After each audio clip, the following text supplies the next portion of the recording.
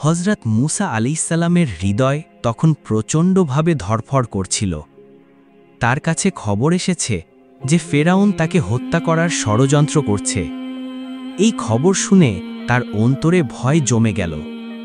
এখন মিশরে থাকা আর সম্ভব নয়, এখান থেকে বের হয়ে যেতেই হবে।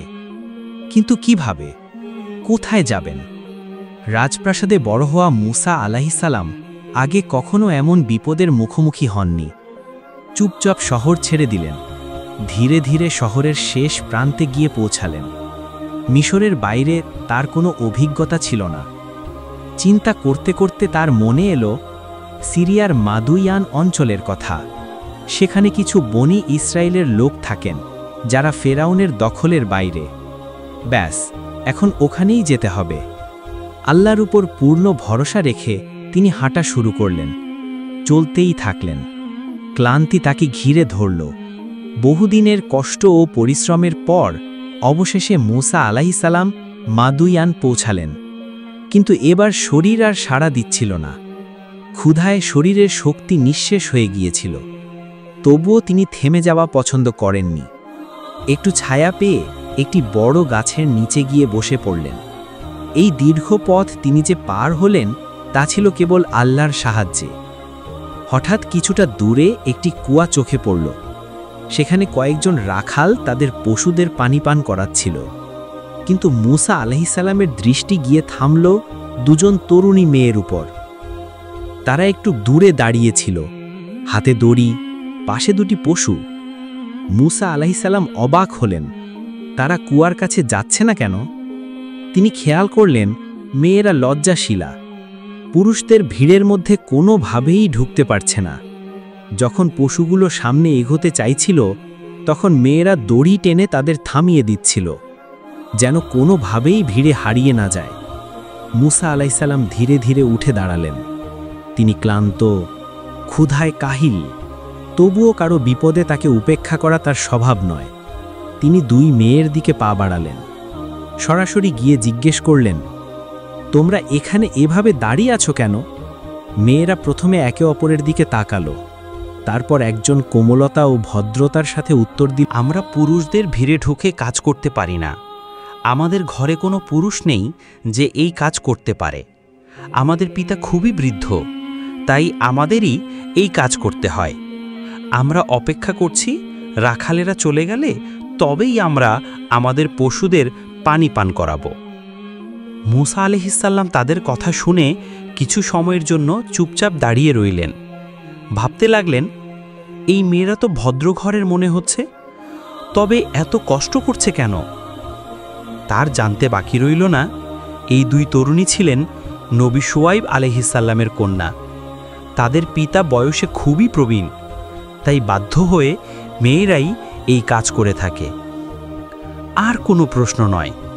মুসা আলাইহিসসালাম এক দৃষ্টিতে কুয়ার দিকে তাকালেন, তারপর সোজা সেখানে চলে গেলেন।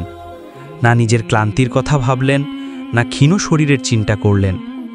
ভিড় ঠেলে একা একাই কুয়ায় ঢুকে গেলেন। লোকজন কিছু বুঝে ওঠার আগেই তিনি দড়ি ধরে ফেললেন। দৃঢ় হাতে কুয়া থেকে পানি তোলার বালতি উঠিয়ে আনলেন এবং একে একে দুই বোনের পশুদের পানি পান করিয়ে দিলেন। মেয়েরা কিছুই বলতে পারল না, শুধু অবাক হয়ে তাকিয়ে রইল। একজন অচেনা লোক, এত ক্লান্ত, এত ক্ষুধার্ত, তবুও এত সাহায্যকারী। কোনো প্রতিদানের আশা ছাড়াই সাহায্য করে চলে গেল। কাজ শেষ হতেই মেয়েরা ধীরে ধীরে নিজেদের বাড়ির দিকে রওনা দিল। আর মুসা আলাইহিসসালাম আবার গাছের সেই ছায়ায় গিয়ে বসে পড়লেন। তারপর তার অন্তর থেকে একটি দোয়া বেরিয়ে এলো, হে আমার রব, তুমি যে কোনো নেয়ামত পাঠাও, আমি তার মুখাপেক্ষী, আমি তারই মহাতাজ। মুসা আলাইহিসসালাম সেই গাছের নিচে একেবারে একা বসেছিলেন, ক্লান্ত, ক্ষুধার্ত, তবুও অন্তরে ছিল এক অদ্ভুত শান্তি। তার বিশ্বাস ছিল আল্লাহ যদি তাকে ফেরাউনের হাত থেকে বাঁচাতে পারেন তাহলে সামনে যা কিছু লাগবে সবকিছুই তিনিই যোগান দেবেন। অন্যদিকে সেই দুই মেয়ে দ্রুত পায়ে বাড়ির দিকে রওনা দিল। সে বাড়ি ফিরছিল, পথে একটিও শব্দ করেনি, কিন্তু মনে মনে একটি প্রশ্নই বারবার ঘুরপাক খাচ্ছিল। শেষ পর্যন্ত এই যুবক কে ছিল? এতটা শক্তিশালী, তবু এতটা ভদ্র, এত ক্লান্ত হওয়া সত্ত্বেও আমাদের সাহায্যের জন্য হাত বাড়িয়ে দিল। বাড়ি পৌঁছে দুই মেয়ে হজরত শুয়াইব আলাইহিসসালামের কাছে গেল এবং সমস্ত ঘটনা খোলাখুলি বলল। হজরত শুয়াইব আলাইহিসসালাম খুব মনোযোগ দিয়ে তাদের কথা শুনছিলেন। সাধারণত তার কন্যারা এত উৎসাহে কিছু বলে না, কিন্তু আজ তারা এক অচেনা যুবকের প্রশংসায় ডুবেছিল। তিনি অবাক হয়ে জিজ্ঞেস করলেন, আজ এত তাড়াতাড়ি কিভাবে ফিরে এলে? মেয়েরা একসাথে বলে উঠল, আব্বা, আজ আমাদের একজন যুবকের সাথে দেখা হয়েছে। সে শুধু শক্তিশালী নয়, বরং একজন সৎ, বিশ্বস্ত ও ভদ্র মানুষ। এত পরিশ্রম করার পরও তার মধ্যে কোনো অহংকার ছিল না। সে আমাদের গরু ছাগলদের পানি দিল, কিন্তু বিনিময় কিছুই চায়নি। হজরত শুয়াইব আলাইহিসসালাম কিছুক্ষণ চুপ রইলেন, তারপর মুচকি হেসে বললেন, তাহলে তোমাদের কি মনে হয় তাকে আমাদের কোনো কাজে নিয়োগ দেওয়া উচিত? এক কন্যা সাথে সাথে বলল, জি আব্বা, কারণ কোনো কাজের জন্য দুটি জিনিস সবচেয়ে জরুরি, শক্তি ও সততা, আর ওই যুবকের মধ্যে দুটোই আছে। হজরত শুয়াইব আলাইহিসসালাম মাথা নাড়লেন এবং বললেন, তাহলে যাও, ওকে আমার কাছে নিয়ে এসো। তিনি তার কন্যা সাফুরাকে দায়িত্ব দিলেন যেন সে গিয়ে হজরত মুসা আলাইহিসসালামকে নিয়ে আসে। সাফুরা রওনা হলো। চলতে চলতে তার হৃদয়ে মনে মনে অনেক কথা চলছিল। কি বলে ডাকবো তাকে, কিভাবে এক অজানা যুবকের সামনে গিয়ে দাঁড়াবো? তবুও সাহস করে ধীরে ধীরে সে সেই গাছের কাছে পৌঁছে গেল যেখানে হজরত মুসা আলাইহিসসালাম বসেছিলেন।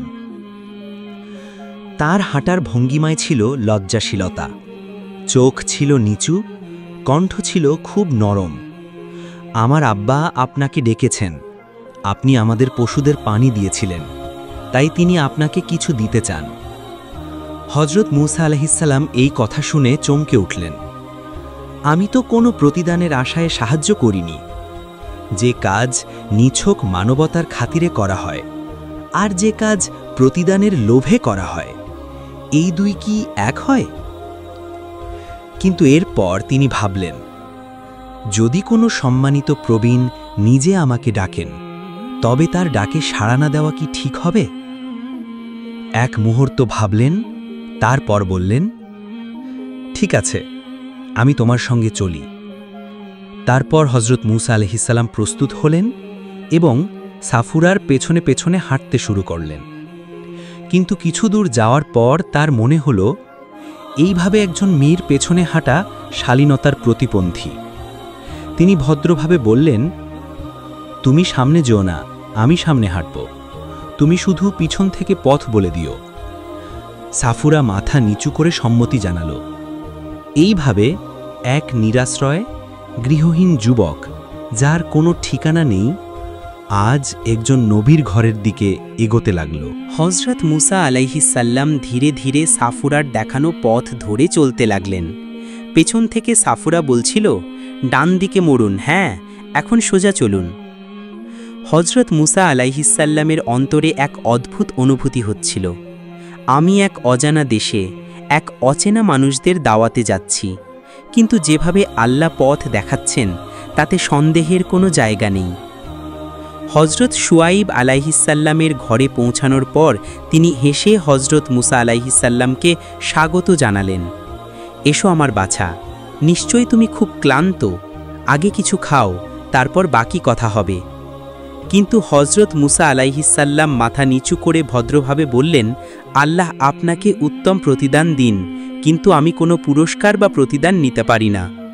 হজরত শুয়াইব আলাইহিসসালাম একটু অবাক হয়ে জিজ্ঞেস করলেন, তুমি কি ক্ষুধার্ত নও? মুসা আলাইহিসসালাম হালকা করে হেসে বললেন, ক্ষুধার্ত তো বটেই, কিন্তু আমি কখনো কোনো সাহায্যের বিনিময়ে কিছু নিইনি। আমার পরিবার আমাকে শিক্ষা দিয়েছে, আমরা আমাদের সৎ কাজগুলো আখিরাতের জন্য করি, দুনিয়ার জন্য সেগুলো বিক্রি করি না। হজরত শুয়াইব আলাইহিসসালাম হেসে বললেন, তবে শোনো, এটি কোনো পুরস্কার নয়, এটি আতিথেয়তা। আমাদের ঘরের রেওয়াজ, যে আসে তাকে খাওয়ানো আমার কর্তব্য, তাই নির্দ্বিধায় খাও। এই আন্তরিক কথা শুনে হজরত মুসা আলাইহিসাল্লামের অন্তর কোমল হয়ে গেল এবং তিনি শান্তিতে খাবার খেলেন। খাবার শেষে হজরত শুয়াইব আলাইহিসাল্লাম জিজ্ঞেস করলেন, বলো বাছা, তুমি কে, কোথা থেকে এসেছো? তখন হজরত মুসা আলাইহিসাল্লাম ধীরে ধীরে নিজের জীবনের গল্প বললেন, কিভাবে তিনি ফেরাউনের প্রাসাদে বড় হয়েছেন, কিভাবে এক ভুলে একজন মানুষের মৃত্যু হয়েছে, কিভাবে প্রাণ বাঁচাতে মিশর ছেড়ে পালিয়ে এসেছেন, আর কিভাবে বহু কষ্ট সহ্য করে মাদিয়ানে পৌঁছেছেন। হজরত শুয়াইব আলাইহিসসালাম মনোযোগ দিয়ে সব শুনলেন। তারপর কাঁধে হাত রেখে বললেন, এখন তুমি সম্পূর্ণ নিরাপদ। এখানে ফেরাউনের কোনো ক্ষমতা নেই, কেউ তোমার গায়ে হাত দিতে পারবে না।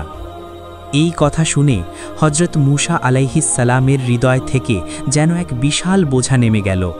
বহুদিন পর তিনি প্রকৃত নিরাপত্তা ও শান্তি অনুভব করলেন। ঘরের এক কোণে সাফুরা ও তার বোন পর্দার আড়ালে বসে তাদের আব্বা ও মুসা আলাইহিসসালামের কথা শুনছিল। একসময় সাফুরা আসতে বলল, আব্বা, যদি আমরা এই যুবককে আমাদের কাজের জন্য রেখে দিই, তিনি যেমন শক্তিশালী তেমনি বিশ্বস্ত, আমাদের কাজে এমনই একজন দরকার। হজরত শুয়াইব আলাইহিসসালাম কন্যার দিকে তাকালেন এবং ভাবতে লাগলেন, একজন মেয়ে এইভাবে কারো প্রশংসা করে তখনই যখন তার প্রতি ভরসা জন্মে। তিনি জিজ্ঞাসা করলেন, তুমি কিভাবে জানলে সে বিশ্বস্ত? শক্তির প্রমাণ তো আছে, কারণ সে তোমাদের পশুদের পানি দিয়েছে, কিন্তু বিশ্বস্ততার প্রমাণ? সাফুরা হালকা করে হাসল এবং বলল, আব্বা, যখন আমি তাকে আপনাকে ডেকে আনতে গিয়েছিলাম তখন আমি সামনে হাঁটছিলাম, কিন্তু তিনি বললেন, তুমি পেছনে হাঁটো, শুধু পথ বলে দিও, যাতে আমার দৃষ্টি নিয়ন্ত্রণে থাকে। এটা কি একজন বিশ্বস্ত মানুষের পরিচয় নয়? হজরত শুয়াইব আলাইহিসসালাম সন্তুষ্ট হয়ে মাথা নাড়লেন। তারপর মনে মনে ভাবলেন, আমি যদি তাকে শুধু কাজে না নিই, বরং আমার এক কন্যার বিয়ে তার সঙ্গে দিয়ে দিই, তাহলে কি সে রাজি হবে?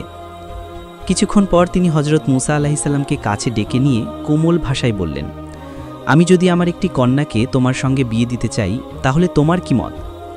হজরত মুসা আলাইহিসসালাম কিছুক্ষণ চুপ করে রইলেন। তারপর ভদ্রভাবে মাথা নিচু করে বললেন, আমি রাজি, কিন্তু আমি যখন মিশর ছেড়ে মাদিয়ানে এসেছিলাম তখন আমার কাছে কিছুই ছিল না, তাই মোহর দেওয়ার সামর্থ্য আমার নেই। হজরত শুয়াইব আলাইহিসসালাম বললেন, হে মুসা, আমি চাই তুমি আমার কন্যাকে বিয়ে করো, আর এর বদলে আমাকে 8 বছর কাজ করে দাও। যদি তুমি 10 বছর পূর্ণ করতে পারো তবে তা হবে তোমার পক্ষ থেকে একটি নেকি, কিন্তু আমি তোমার উপর কোনো কঠিন শর্ত চাপিয়ে দিচ্ছি না। আমি চাই তুমি আমার ঘরের একজন সদস্য হয়ে যাও, কারণ আমি তোমাকে একজন সৎ এবং বিশ্বস্ত ব্যক্তি মনে করেছি। হজরত মুসা আলাইহিসসালাম কিছুক্ষণ চিন্তা করলেন। এটি ছিল শুধু একটি সম্পর্ক নয়, ছিল এক আশ্রয়, একটি পরিবারে অন্তর্ভুক্ত হওয়ার সুযোগ। তিনি নম্রভাবে মাথা নত করে বললেন, আমরা যে চুক্তি করছি তার সাক্ষী হোক আল্লাহ, আমি সব শর্ত পূরণ করব। হজরত শুয়াইব আলাইহিসসালাম হাসলেন, তার চেহারায় পরিতৃপ্তির ছাপ স্পষ্ট ছিল। হজরত মুসা আলাইহিসসালাম রাজি হলেন। তিনি শুধু 8 বছর নয়, পূর্ণ 10 বছর হজরত শুয়াইব আলাইহিসসালামের সঙ্গে কাটালেন। এরপর এক পবিত্র দিনে তিনি সাফুরার সঙ্গে বিবাহ বন্ধনে আবদ্ধ হলেন। এভাবে এক পথহারা পথিক এক সম্মানিত পরিবারের গুরুত্বপূর্ণ সদস্যে পরিণত হলেন। 10 বছর কেটে গেছে। হজরত মুসা আলাইহিসসালাম আজ শুয়াইব আলাইহিসসালামের সামনে দাঁড়িয়ে আছেন। মনে দ্বিধা, আবেগময় এক অনুভূতি নিয়ে শান্ত কণ্ঠে বললেন, আব্বা, আমি মিশরে ফিরতে চাই। বহু বছর হয়ে গেছে আমি আমার মা ও বোনদের দেখিনি, তাদের জন্য আমার মন কাঁদছে। হজরত শুয়াইব আলাইহিসসালাম গভীর দৃষ্টিতে মুসা আলাইহিসসালামের দিকে তাকালেন। গত 10 বছরে তিনি এই তরুণকে একজন উত্তম মানুষ হিসেবে গড়ে উঠতে দেখেছেন। এখন বিদায়ের সময় এসেছে। তিনি মাথা নিচু করে বললেন, ঠিক আছে মুসা, যাও, তোমার পরিবারের সঙ্গে দেখা করো, তবে আমি তোমার এই সফরের জন্য একটি উপহার দিতে চাই। এটা বলে তিনি ধীরে ধীরে ঘরের ভেতরে চলে গেলেন। কিছুক্ষণ পর ফিরে এলেন হাতে একটি লাঠি নিয়ে। তিনি মুসা আলাইহিসসালামের সামনে দাঁড়িয়ে বললেন, এটা কোনো সাধারণ লাঠি নয়, বলা হয় এটি হজরত আদম আলাইহিসসালামের লাঠি, যা তিনি জান্নাত থেকে সঙ্গে নিয়ে এসেছিলেন। সময়ের সাথে সাথে এটি অনেক নবী ও রাসূলের হাতে গেছে এবং এখন আমার কাছে এসেছে, কিন্তু এর প্রকৃত হকদার কেবল একজন রাসূলই হতে পারেন। হজরত মুসা আলাইহিসসালাম বিস্মিত হয়ে লাঠির দিকে তাকালেন। শুয়াইব আলাইহিসসালাম হাসি মুখে বললেন, এই লাঠি তোমার হতে পারে যদি তুমি এটি মাটি থেকে তুলতে পারো। মুসা আলাইহিসসালাম একটু অবাক হলেও কিছু না বলে নিচু হয়ে লাঠির দিকে হাত বাড়ালেন।